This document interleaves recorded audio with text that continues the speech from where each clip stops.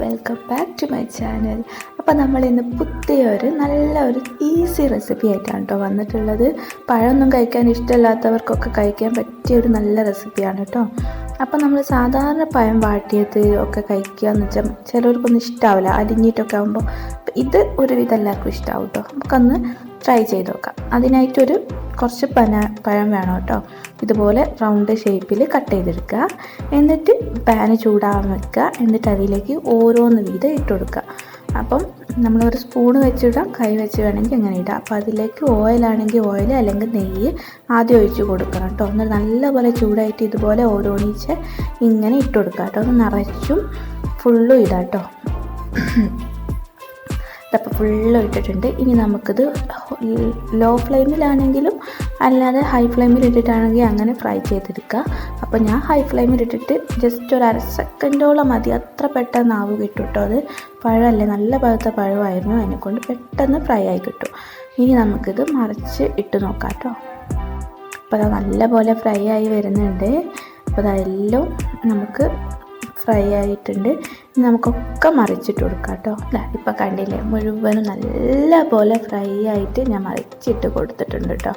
ഇനി നമുക്ക് അപ്പുറത്തെ സൈഡും കൂടി ഒന്ന് ഫ്രൈ ആകാൻ വേണ്ടിയിട്ട് ഒരു മിനിറ്റ്, അത്രയും വേണ്ട, അത്ര പെട്ടെന്നായി കിട്ടും. ഒന്ന് വെയിറ്റ് ചെയ്യാം കേട്ടോ. അപ്പോൾ അത് മറിച്ചിട്ട് നോക്കുമ്പോൾ നമുക്കതും ഫ്രൈ ആയിട്ട് കാണുന്ന കേട്ടോ. അപ്പോൾ 2 സൈഡും ഒരുപോലെ ഫ്രൈ ആയി വന്നിട്ടുണ്ട്. ഇനി നമുക്ക് ഇതെന്ത് ചെയ്യാം, ഒരു പ്ലേറ്റിലേക്ക് മാറ്റി കൊടുക്കാം കേട്ടോ. അപ്പോൾ അതൊരു പ്ലേറ്റിലേക്ക് മാറ്റുക. ഇനി നമുക്ക് ആവശ്യമുള്ളത് കുറച്ച് തേങ്ങയാണ് കേട്ടോ. തേങ്ങ എന്ന് പറയുമ്പോൾ ഒരു 1/2 കപ്പ് തേങ്ങ മതിയാവും. അത് നമ്മൾ എന്ത് ചെയ്യുക, ഇത് ഈ സെയിം പാനിൽ തന്നെ ഇട്ടിട്ട് എക്സ്ട്രാ നെയ്യോ ഓയിലോ ഒന്നും വേണമെന്നില്ല, അതിലേക്ക് തേങ്ങ ഇട്ട് കൊടുത്ത് ജസ്റ്റ് ഒന്ന് വറുത്തെടുക്കാം കേട്ടോ ചെയ്യുന്നത്. വറുത്തെടുക്കുക എന്ന് പറഞ്ഞാൽ ഒരു മിനിറ്റോ 2 മിനിറ്റോ അത്ര മതി കേട്ടോ.